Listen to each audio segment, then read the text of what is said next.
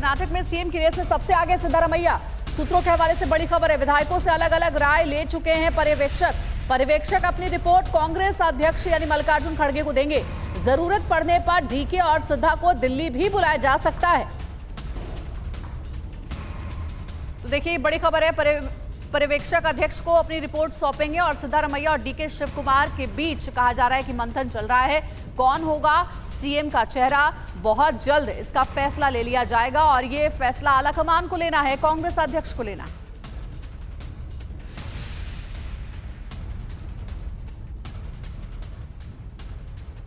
और चलिए अब जरा नजर डालते हैं कि सिद्धारमैया और डीके शिव कुमार के जो मजबूत पक्ष हैं वो क्या हैं, क्या प्लस पॉइंट है उनके कैंडिडेचर में, उनकी दावेदारी में, उस पर हम नजर डालते हैं बिग बॉल के जरिए से। तो अंजलि देखिए, ये आपकी तरफ सिद्धारमैया का पक्ष दिख रहा है और मुझे डीके शिव कुमार की बात करें तो संगठन पर मजबूत पकड़ नजर आती है। जी, और सिद्धारमैया के बारे में कहें तो सीएम पद का पुराना अनुभव है और कहा जा रहा है कि अंदर खाने लगभग इनके नाम पर मोहर लग चुकी है। वहीं इनके बारे में यह भी कहा जा रहा है कि सीएम रहते हुए कई अच्छी योजनाओं का श्रेय इन्हें जाता है और डीके शिव कुमार राज्य में पार्टी आधार बढ़ाने का इन्हें क्रेडिट दिया जाता है। रवि बिल्कुल, और देखिए सिद्धारमैया की बात करें तो कुरुबा समुदाय में मजबूत आधार है उनका, वहीं डीके शिव कुमार की बात करें तो वो कालिगा समुदाय में इनका मजबूत आधार है, अपने अपने समुदाय में काफी मजबूती है इनकी।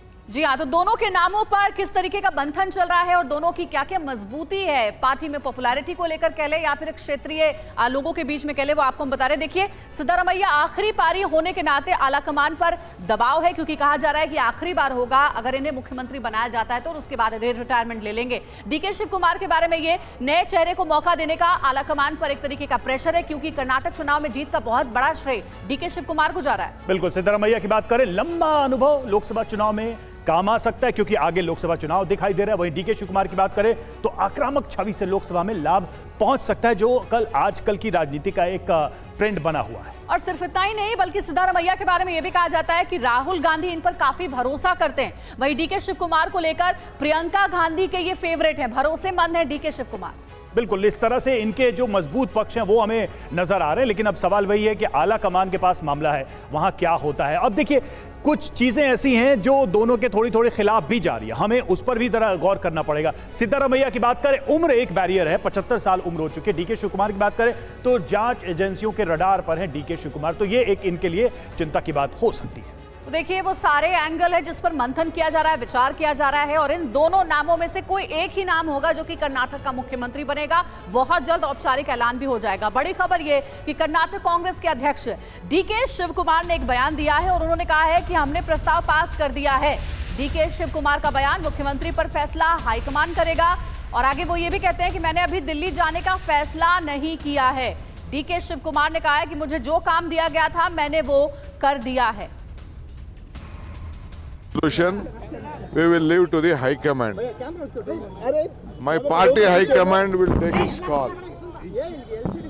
I have not decided to go to Delhi still because today I have lot of my people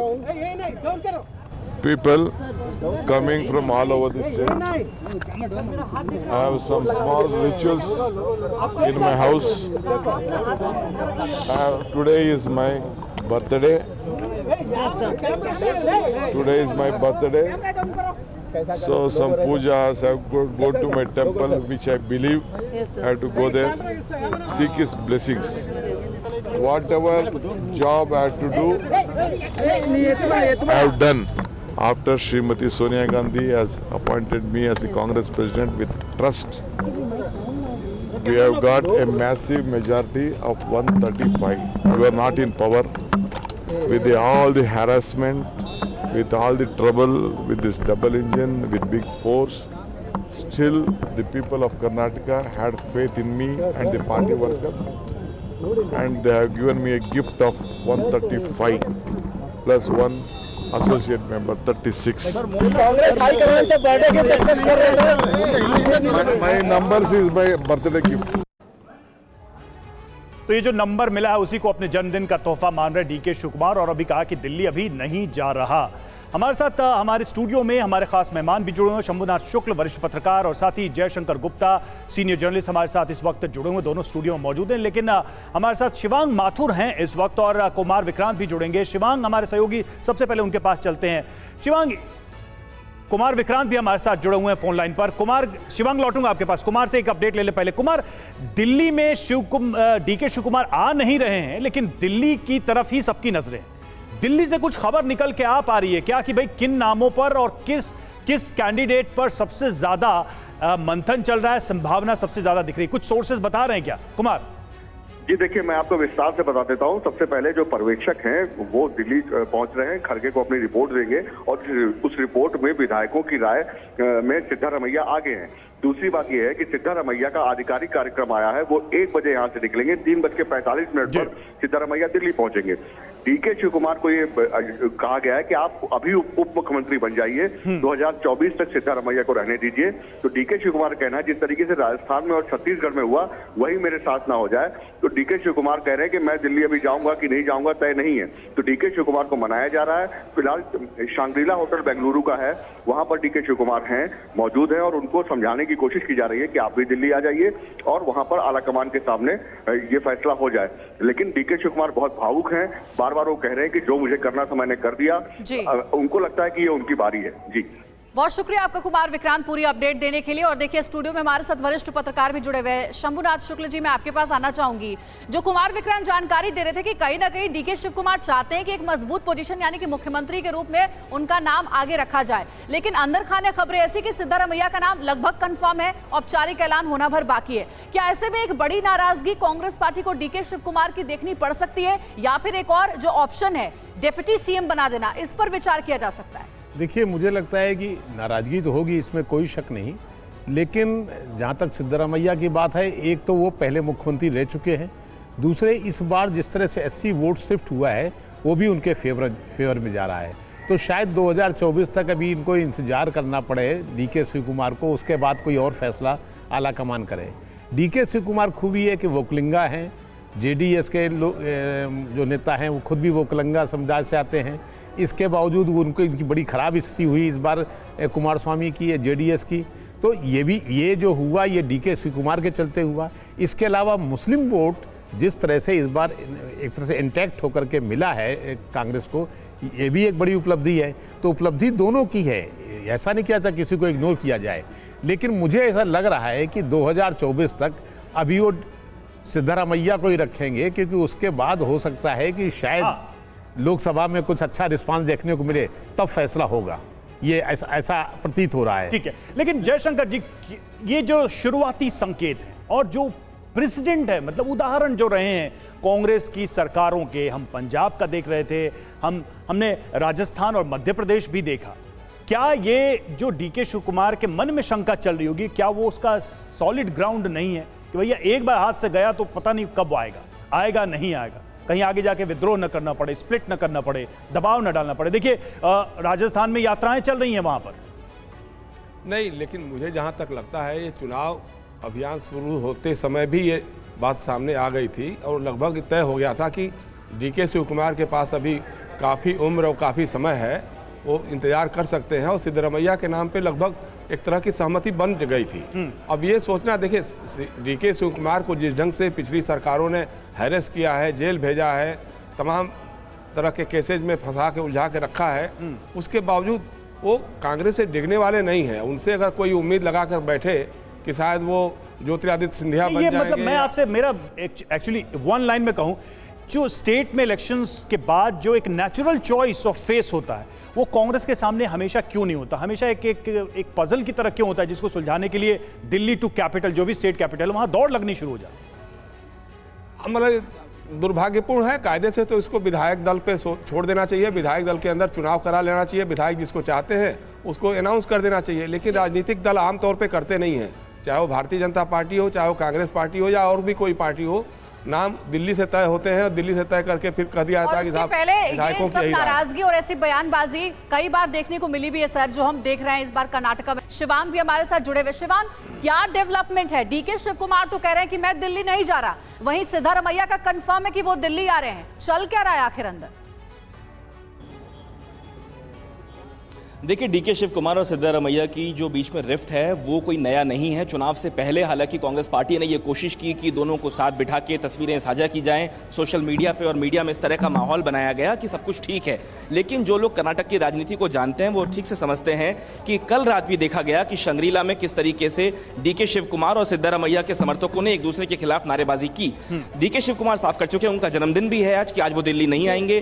करीब 4:45 बजे का समय निर्धारित हुआ है जब सिद्धारमैया दिल्ली पहुंचेंगे। मैं इस वक्त मल्लिकार्जुन खड़गे के घर पर हूं। कांग्रेस पार्टी के अध्यक्ष हैं, इस वक्त वो अपने आवास में हैं और यहीं पे मीडिया का जमावड़ा भी है। तमाम नेता भी यहां पे आके उनसे मिलेंगे। कुछ देर बाद जब पर्यवेक्षक दिल्ली एयरपोर्ट पर लैंड होंगे सीधे वो यहां आएंगे। जो रात को उनकी बात विधायकों से हुई है उसकी रिपोर्ट को यहां सौंपा जाएगा और देर शाम में बताया जा रहा है कि मल्लिकार्जुन खड़गे सोनिया गांधी से भी एक औपचारिक मुलाकात कर सकते हैं और उसके बाद ही यह तय होगा कि किस व्यक्ति को सीएम की कुर्सी दी जाएगी। और यह भी लगभग तय माना जा रहा है कि 18 मई को सीएम की जो है वो शपथ ग्रहण समारोह बेंगलोर में हो सकता है। लेकिन फिलहाल जो स्थिति है वो चलेंगे, उनके राजीव जी के पास चलेंगे, लेकिन उसके पहले एक अपडेट देते चले दर्शकों को। कांग्रेस पर्यवेक्षक भंवर जितेंद्र सिंह का बयान आया है, वो बयान हम आपको बता रहे हैं। विधायकों की राय पर रिपोर्ट बना ली है, दिल्ली में रिपोर्ट कांग्रेस अध्यक्ष को सौंपेंगे। थोड़ी देर पहले हमारे संवाददाता कुमार विक्रांत ने ये ब्रेकिंग न्यूज दी थी आपको कि रिपोर्ट तैयार है और वो रिपोर्ट सौंपी जानी है। और साथ ही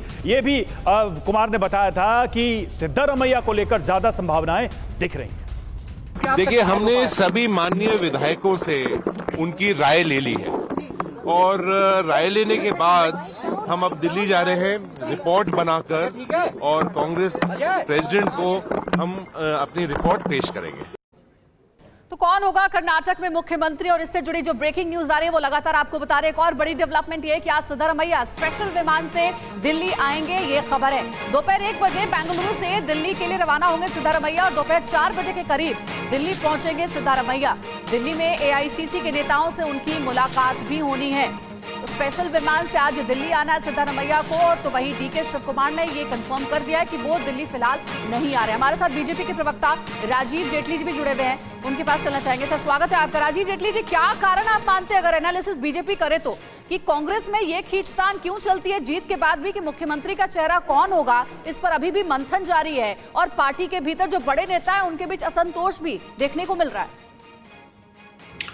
देखिए, ये तो जग जाहिर है, पहले भी कोई पहला प्रदेश नहीं जिसके अंदर इस तरीके के हालात उत्पन्न हुए हैं। मध्य प्रदेश देखिए, राजस्थान देखिए, छत्तीसगढ़ देखिए। छत्तीसगढ़ में तो अब सिंहदेव जी ने ये भी कहा है कि पहला चुनाव जीतना आसान होता है, दूसरा चुनाव जीतने के लिए आपको कार्य करने पड़ते हैं, आपको फैक्ट रखना पड़ता है, अपनी उपलब्धियां रखनी पड़ती हैं और हमारे पास कोई खास उपलब्धि रखने के लिए है नहीं। तो ये तो कांग्रेस पार्टी के अंदर देखिए हर प्रदेश के अंदर हालात बने हुए। सत्ता की लड़ाई है, सत्ता की लड़ाई में कौन जीतता है कौन हारता है और आला कमान किसे निर्धारित करता है। आला कमान का मतलब, आला कमान कह रहा है कि आला कमान निर्धारित करेगा, मतलब राष्ट्रीय अध्यक्ष भी ये मानते हैं कि मैं आला कमान नहीं हूँ, मेरे से ऊपर बहुत लोग हैं जो मुख्यमंत्री निर्धारित करना है। तो अगर आला कमान ने निर्धारित करना है तो आप क्या समझते हैं किस तरीके का माहौल होगा? अगर आला कमान खुद करप्शन चार्जेस के अंदर या बिल के ऊपर है या फंसा हुआ है तो वो अपने मुख्यमंत्री से किस तरीके की उम्मीद करेगा, इसका अंदाजा आप लगा लीजिए। अच्छा राजीव जी, ये जो बदल गए हैं अब सारे हालात कर्नाटक में, बहुत संक्षेप में चाहूंगा उत्तर दीजिएगा, ब्रेक में जाना हमें। बीजेपी का अब रोल क्या रहने वाला है? मतलब देखिए 24 के लिए बहुत सारी बातें कही जा रही हैं कि अभी से ही रणनीति बनाई जा रही है। क्या 24 को टारगेट करके आगे हम कर्नाटक में देखेंगे अब बीजेपी की भूमिका? देखिए, कर्नाटका की जनता देश के प्रधानमंत्री नरेंद्र मोदी जी के साथ है और आप देखिए 2019 के अंदर भी ऐसे हालात उत्पन्न हुए थे तो उस वक्त पे भी 28 में से 24 सीटें भारतीय जनता पार्टी को मिली थी और ये सीटें भी इस बार भारतीय जनता पार्टी को उससे ज़्यादा बेहतर बढ़ करके मिलने वाली है। रही बात, आपने कहा कि भारतीय जनता पार्टी अपनी भूमिका निभाएगी, अपनी रचनात्मक भूमिका निभाएगी विपक्ष के तौर पर। सीख क्या लेके आगे बढ़ रहे हैं आप 24 के लिए? कर्नाटक में सीख क्या लेके आगे बढ़ रहे हैं 24 में? नहीं, बिल्कुल हम समझते हैं कि जहां कोई कमी रह गई है, बावजूद उसके कि हमने एक मेहनत करी, हमने डेवलपमेंट के कार्य करे, हमने एक अलग सी दिशा के अंदर कर्नाटक को लेकर चले, अगर कोई कमियां रह गई तो उसके ऊपर भी। शुक्रिया आपका हमसे जुड़ने के लिए और हमारे मेहमानों का भी शुक्रिया।